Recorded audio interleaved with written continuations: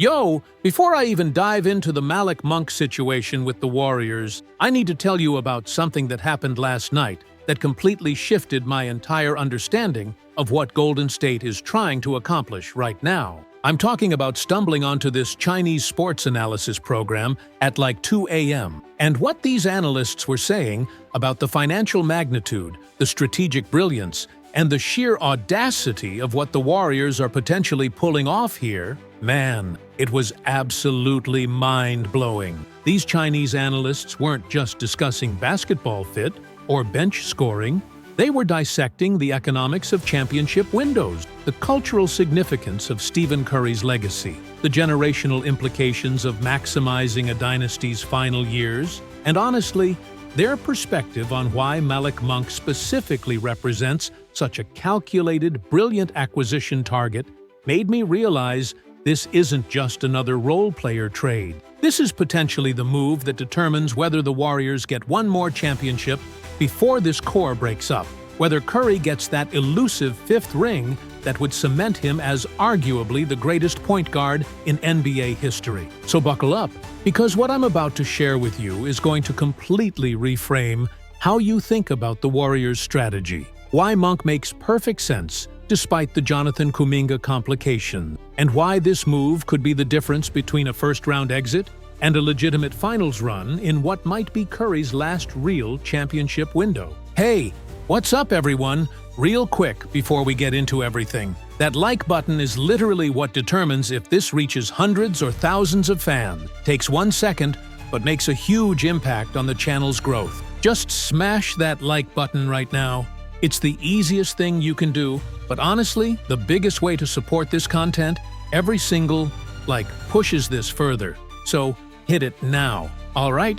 So let me paint the picture for you. I was up late scrolling through international basketball content, trying to find different perspectives on the Western Conference playoff race, and I stumbled onto this Chinese sports program that was doing this incredibly sophisticated analysis of contenders' trade strategies. The production value was insane. We're talking multiple camera angles, this massive studio with these enormous LED screens showing advanced statistics, salary cap breakdowns, trade scenarios, historical comparisons, everything you could possibly imagine. And they dedicated an entire segment to the Warriors' potential acquisition of Malik Monk from Sacramento. But the way they approached it was so fundamentally different from anything I'd seen on American sports media. The main host opened the show standing in front of this enormous display showing the Warriors' dynasty timeline, and he immediately started breaking down what he called the Stephen Curry legacy urgency factor. He had this incredibly detailed timeline graphic showing Curry's age, 36 years old now, and comparing it to other legendary point guards' final championship run. Magic Johnson's last title, John Stockton never getting one, Steve Nash's heartbreaking near misses, Jason Kidd finally breaking through at age 38. The point he was making was absolutely brilliant. When you have a generational talent who's defined an entire era of basketball, every single roster move in their final years becomes exponentially more important because you're not building for the future. You're building for one more run. And the reaction from the other analysts on the panel? Man, you could see them completely absorbed in what he was saying, nodding intensely, occasionally interjecting with their own observations. One of the female analysts on the show, incredibly sharp, clearly been covering the NBA for decades, she jumped in and started talking about what she called the cost of complacency. She pulled up statistics showing how many games the Warriors had lost this season, specifically because of bench scoring droughts. Moments where Curry was resting and the second unit just couldn't generate any offense whatsoever. The numbers were absolutely staggering. She calculated that if the Warriors had just one reliable bench scorer who could give them 15-18 points consistently without needing elaborate play calling, they'd have at least 6 or 7 more wins right now, which would completely transform their playoff seeding and their path through the postseason. But here's where it got really fascinating. They started discussing the Jonathan Kuminga situation, and one of the analysts made this brilliant observation about the difference between potential and production. He said, and I'm paraphrasing through the translation software, Western basketball culture often falls in love with potential, with upside, with what a player might become. But championship teams need to know what players will give them right now. Kuminga is potential. Malik Monk is production. The way he broke it down, showing Kuminga's inconsistency graphs versus Monk's steady production, was incredibly eye-opening. Then another analyst jumped in and started comparing different Warriors trade scenarios, keeping Kuminga and hoping he develops, trading for Michael Porter Jr., pursuing Trey Murphy, going after bigger names like Anthony Davis, and breaking down not just their basketball ability, but their cost versus value proposition in the context of Curry's championship window. And this is where the Chinese perspective really shined, because they weren't just looking at talent. They were analyzing trade packages, draft pick values, salary matching complications, future roster flexibility, injury histories, all of it. One analyst pulled up this incredibly detailed spreadsheet showing what the Warriors would have to give up for each player. And the consensus on the panel was that most of these moves would require packages that either don't make sense financially or would gut the team's depth in ways that actually make them worse overall. But then, and this is where I literally sat up straighter in my chair, they started discussing Malik Monk specifically, and the entire energy in that studio shifted. You could feel the excitement building. The lead analyst got visibly animated, standing up from his seat and walking over to the giant screen to really emphasize his points. He started breaking down why Monk is what he called the perfect Warriors acquisition for this moment in this timeline. And his reasoning was absolutely brilliant, way more sophisticated than anything I'd heard on ESPN or The Athletic. First, he talked about the immediate production factor. Monk is averaging solid numbers this season in Sacramento, around 12-15 points per game with excellent three-point shooting at 40.8%. And he's doing it efficiently within an offense that doesn't particularly maximize his strengths. The analyst showed footage from Kings game, highlighting how Monk often gets stuck in corners, how his touches are inconsistent, how he's sometimes marginalized by Sacramento's younger, ball-dominant guard. Then he showed theoretical projections of what Monk's role would look like with the Warriors. The difference was night and day. With Curry commanding so much defensive attention, with the Warriors' motion offense creating constant advantages, Monk would get exponentially better looks. His shot quality would improve dramatically just by virtue of the system and the talent around him. The female analyst then dove deep into the statistical breakdown, and this is where the Chinese show really separated itself from Western coverage. She had advanced metrics up on the screen, not just basic shooting percentages, but lineup data, net rating with different player combinations, shot creation stats,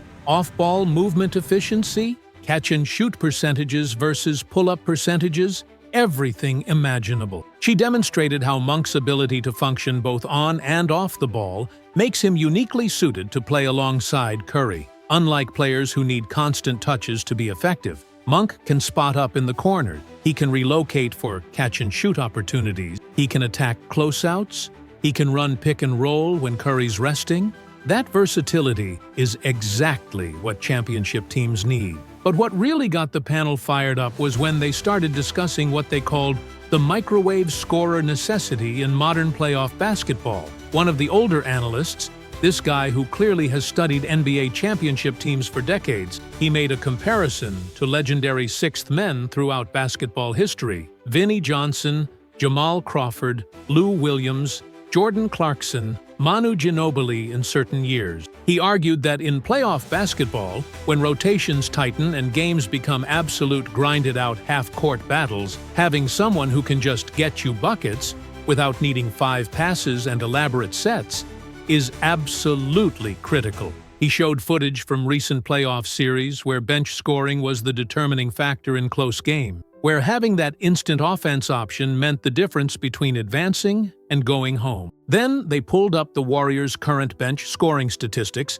and compared them to championship teams from the past decade, specifically focusing on the Warriors' own championship runs in 2015, 2017, and 2018. The gap was shocking. During their championship years, the Warriors' bench consistently outscored opponents' benches by significant margins. This season, they're getting outscored regularly. The analyst broke down specific games where the Warriors lost leads when Curry sat, where the offense completely stagnated, where they desperately needed someone to create their own shot, and nobody could.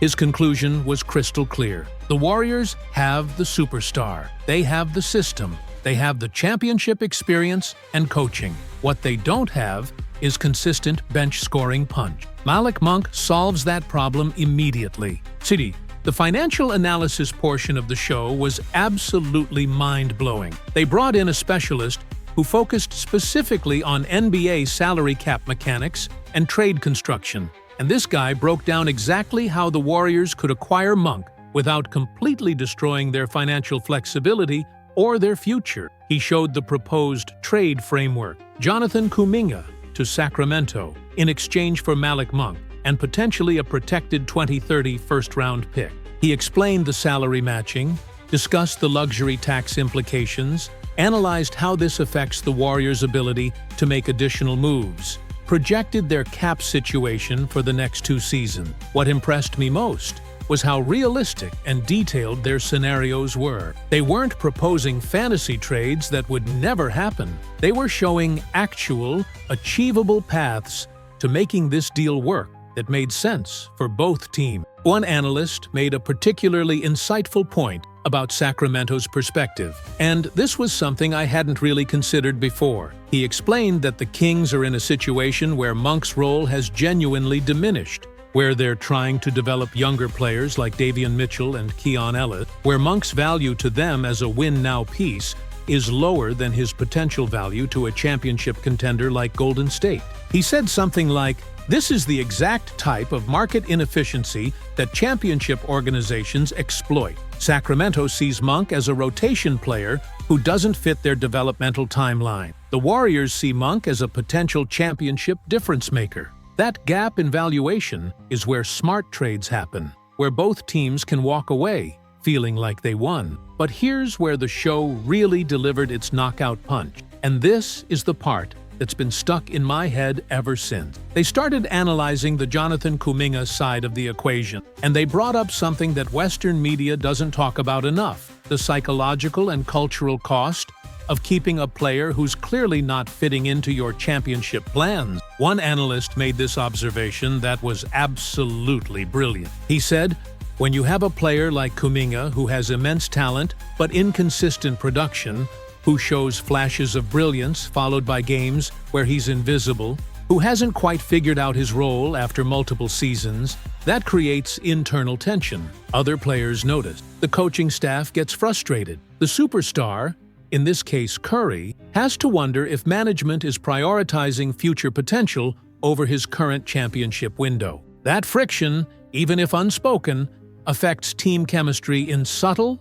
but significant ways." Another analyst jumped in with historical examples: players with similar profiles to Kuminga, who either broke through on different teams or never quite figured it out. He showed footage of Andrew Wiggins before and after joining the Warriors, demonstrating how some players need specific situations to maximize their ability. His argument was that maybe Kuminga needs a change of scenery, needs to be the guy on a younger team like Sacramento, where he can make mistakes without affecting championship hopes, where he can develop without the pressure of playing alongside Curry and Draymond Green. The show then shifted to discussing the Stephen Curry legacy angle, and this is where things got really emotional and powerful. They showed footage from Curry's entire career: the baby-faced assassin days, the first championship in 2015, the 73-win season, KD joining, the 3 championships in 4 years, the injuries, the rebuild years, the recent resurgence.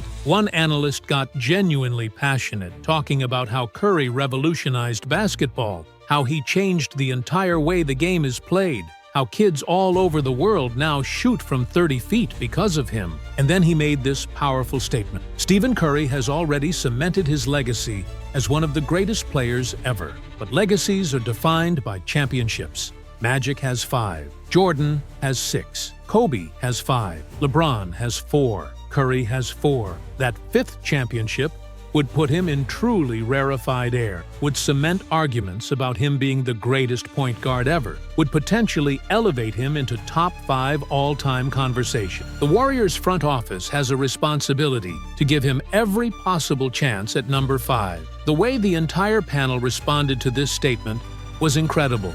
You could see them all nodding in agreement, understanding the weight of what he was saying. Another analyst added that this isn't just about Curry's legacy. It's about the Warriors' organizational legacy, about proving they can win championships across different eras, about showing they're not just a flash-in-the-pan dynasty, but a sustained basketball powerhouse. And Monk, in their analysis, represents a low-risk, high-reward move that maximizes their current championship odds without mortgaging the future in catastrophic ways. They also spent considerable time discussing the fit with Steve Kerr's system. And this was fascinating because they had actual X's and O's breakdowns on the screen. They showed how Monk could function in the Warriors' motion offense, how his movement patterns and shooting ability would complement Curry, how he could play in lineups with or without Curry on the floor. One analyst made a comparison to other guards who've thrived in Golden State's system. Players like Jordan Poole before he left, Sean Livingston during the championship years, even going back to Monta Ellis in the pre-dynasty days. His point was that the Warriors' system has a proven track record of maximizing scoring guards who can shoot and make quick decisions. Monk fits that profile perfectly. The defensive concerns were addressed too, and this is where the analysis got really nuanced. Yes, Monk isn't known as a lockdown defender, but one analyst made the argument that in today's NBA, especially in the playoffs, offense creation is often more valuable than perimeter defense because you can scheme defensively, you can hide weaker defenders, but you cannot scheme offense if you simply don't have players who can score. He showed playoff statistics demonstrating that championship teams almost always have superior offensive rating, that the ability to score in crunch time matters more than marginal defensive improvement. His conclusion: the Warriors' defensive structure with Draymond Green, Andrew Wiggins, and their team concepts is strong enough to support Monk's defensive limitations, especially if he's giving them 15-18 points efficiently off the bench. Near the end of the broadcast, they did a prediction segment, and this is what really solidified everything for me. The host asked each analyst, if the Warriors acquire Malik Monk in exchange for Jonathan Kuminga, does it improve their championship odds?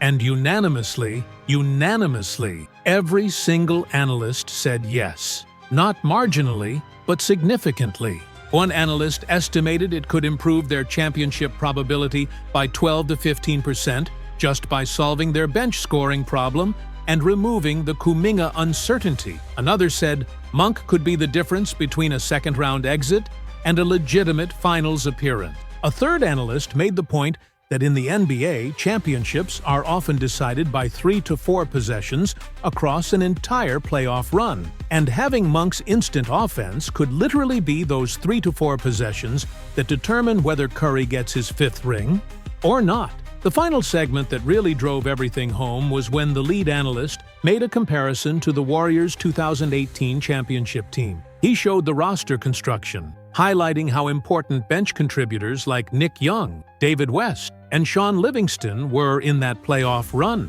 how their ability to give the starters rest while maintaining offensive efficiency was crucial. His argument was simple, but devastatingly effective. Championships aren't won by 2 superstars alone. They're won by having the right supporting cast, the right role players who can step up in critical moments when the stars need rest or are having off night. Malik Monk can be that player for the 2025 Warriors. Jonathan Kuminga has not consistently been that player. What really struck me watching this entire Chinese sports program was how they approached the analysis with such incredible depth, such attention to detail, such sophisticated understanding of both basketball strategy and organizational decision-making. They weren't just reacting to rumors or engaging in hot takes for clicks. They were doing serious, thoughtful, comprehensive analysis of why this specific trade makes sense for this specific team at this specific moment in their competitive window. They understood the urgency. They understood the stakes. They understood that when you have a 36-year-old Stephen Curry still playing at an MVP level, you cannot afford to waste a single season hoping young players develop. You have to win now. And after watching all of that, after seeing how these analysts broke down every single angle of why Malik Monk to the Warriors is not just a good idea, but potentially a brilliant strategic move, I'm completely sold. This isn't about getting the flashiest name or the player with the highest ceiling. This is about identifying exactly what your team needs, finding a player who fills that need immediately and efficiently, and making a realistic trade that doesn't require gutting your entire roster or mortgaging 5 years of draft picks. That's smart basketball operation. That's how you maximize your championship window, when you have an aging superstar who's given you everything and deserves one more shot at glory. That's how you potentially give Stephen Curry that 5th ring that would cement his legacy forever.